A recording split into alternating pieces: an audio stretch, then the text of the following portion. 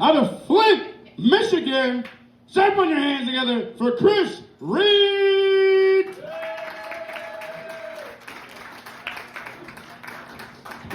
All right, how about a hand for Jaden?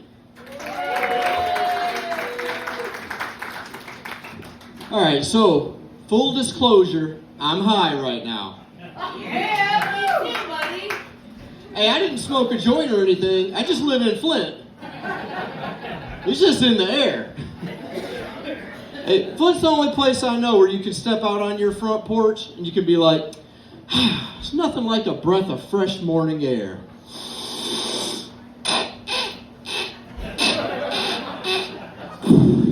Fuck. Y'all know. Man, I haven't smoked a joint in 20 years and can't pass a drug test. Ain't that some shit? Yeah. So I'm going to tell y'all a little bit about myself. My name is Chris, and I identify as trisexual. I try to be sexual. Unfortunately, my wife is a drisexual. Kind of hard for me to get into that, if you know what I mean. Us trisexuals, we actually have our own flag. It's just a bunch of frowny faces with some blue balls in the middle. So I used to steal things when I was a kid. Luckily, my mom was always there to make me give things back. You know, she'd be like, now you didn't pay for that candy bar. Let's take that back into the store and give it to the nice man at the counter. And those aren't your Hot Wheels. Let's take those back to your friend's house and give them back to him. Well, now I'm an adult, but sometimes I wish my mom was still here to make me give things back. You know, like, now you don't need that cocaine.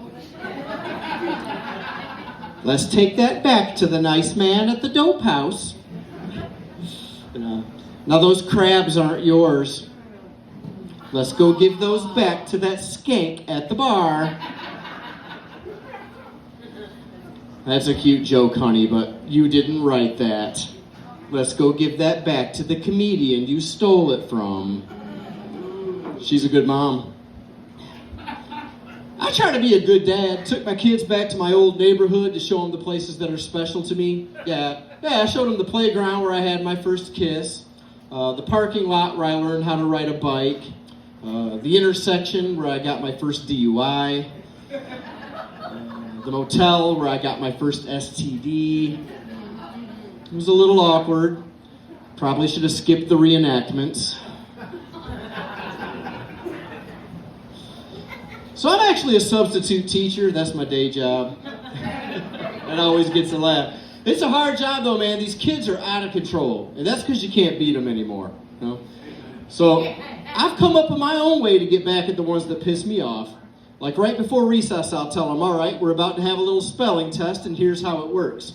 I give you a word to spell, and if you spell it correctly, you get to go outside for recess.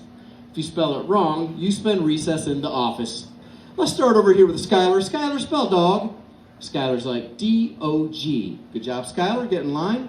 Next, we'll go with Calvin. Calvin, spell cat. Calvin's like, that's easy. C-A-T. All right, Calvin, go line up. Next, we come to Steven, the little asshole. Like, oh, look whose turn it is next. Steven. Steven, spell anti-disestablishmentarianism. Man, Steven hates me. But that's okay, because I hate him too. Yeah, fuck Steven. Right. One thing that does help me with classroom management, though, is positive reinforcement. You know, giving the kids praise when they do a good job. Yeah, I'll walk around the room, I'll be like, oh, I like how Billy is raising his hand, and oh, I like how Susie's coloring inside the lines. Gives the other kids incentive to do better. This actually works so well that I've started doing this in other areas of my life. Like last weekend, I hosted an orgy. Oh, I was all over that living room. I was like, oh, I like how Tina is tonguing the butthole. Oh, look how Lucy has a cock in each hand. Good job, Lucy. Of course, you always got your slackers. Be like, I don't know, Paul. We're 10 minutes in and Becky's pants are still on. That pussy's not going to eat itself, buddy. Not lying. I think the worst part about being a sub, though, is bumping into the kids when I'm out at the store. It's awkward, man, because they're kids, right? So you never know what they're going to say. Like, I saw this little boy, he was like, "Daddy, there's that man that locked me in the closet." I was like... And I saw a little girl, she was like, "Mama, there's that man that stole my lunch money." And that's a sweet little side hustle right there. Yeah, fuck the store. I don't even like going to the store anyway, man. Prices are through the roof. Like, even when something's on sale, the sales are just stupid, right? Like, I saw this sale that said, buy 15 bottles of Pantene, save $2. Like, 15 bottles? What am I shampooing? A 70s bush? Stupid. Hey, speaking of stupid, I got those energy-saving light bulbs. What a joke. I mean, yeah, they use less energy, but they also barely put out any light. Good thing is, now it's not so bad when my wife asks me to do her with the lights on.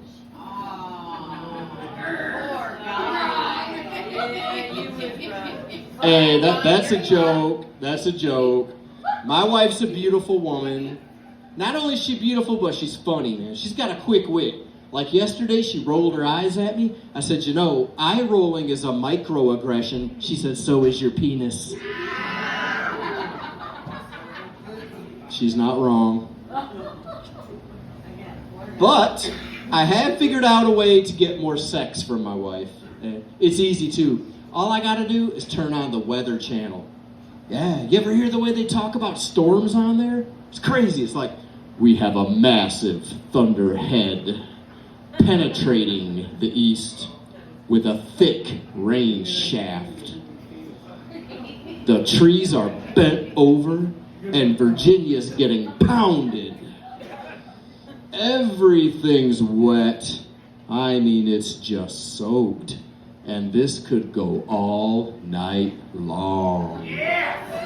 Only if you're lucky. Man, she hears that, I can't keep her off me. It's an aphrodisiac. And it's cheaper than roofies. Yes, sir.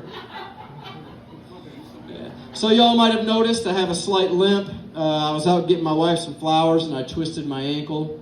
Tripped over a tombstone when I was leaving the cemetery. It was worth it though, I got her some roses. Shout out to the Thompsons, whoever they are. Saved me some cash.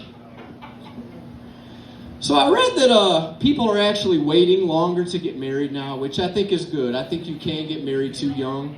Like, I had a friend, he got married when he was 18. Messed him up, man. He started blinking a lot. Yeah, him and his wife would come over to visit, they sit down on the couch, my friend would be like, I thought it was a nervous tick. Years later, I found out it was Morse code. He was saying, "Help me. This bitch is crazy." None of us ever picked up on it though, poor guy. So there's some crazy stuff in the news, man. I was looking at the news on my phone. I saw how this Japanese guy paid big money for this realistic dog suit. Anybody see that? Yeah, he paid like 2 million yen to live his dream of becoming a real dog.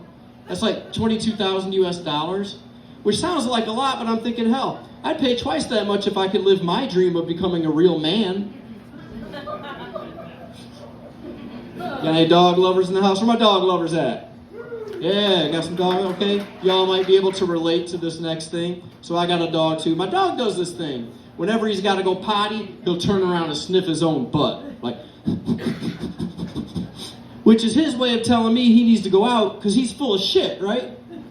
Which made me think, wouldn't it be cool if humans did that?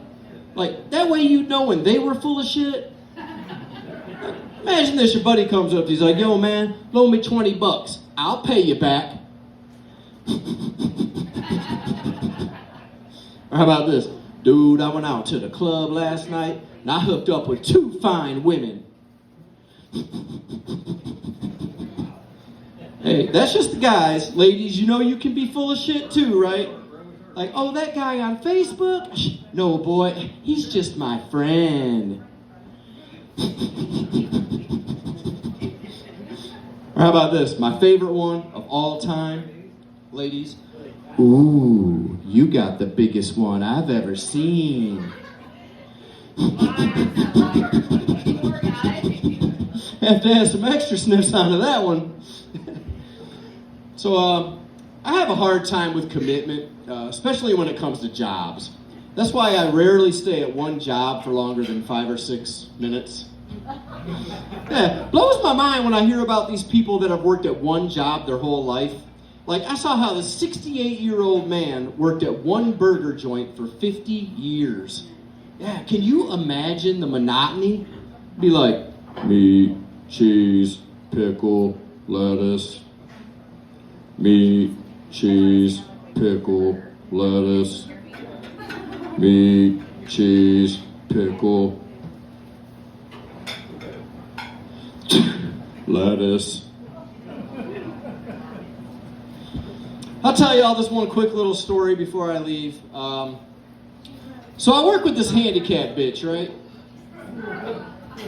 I know that sounds harsh, but man, I'm mad at her. She pissed me off. Now look, she got the handicap sticker on her car. She parks in the handicap spot, 10 feet from the handicap door, and she's got her own keys to the handicap bathroom. But every time I see her, she looks normal, she acts normal, she walks normal, she talks normal. So I'm pissed off. I'm like, why should this person be getting all these privileges and she ain't even handicapped? So one day I get real pissed and I decide I'm gonna let her know that I know how she's getting over on everybody. And I'm gonna be a smart ass about it too. So I catch her coming down the hall walking towards me, right? I go up to her and I'm like, hey, nice job on the scam, high five. Don't ever high five somebody with a hook hand. That shit fucking hurt. All right, I'm Chris Reed. Thanks for coming out. Enjoy the rest of the show.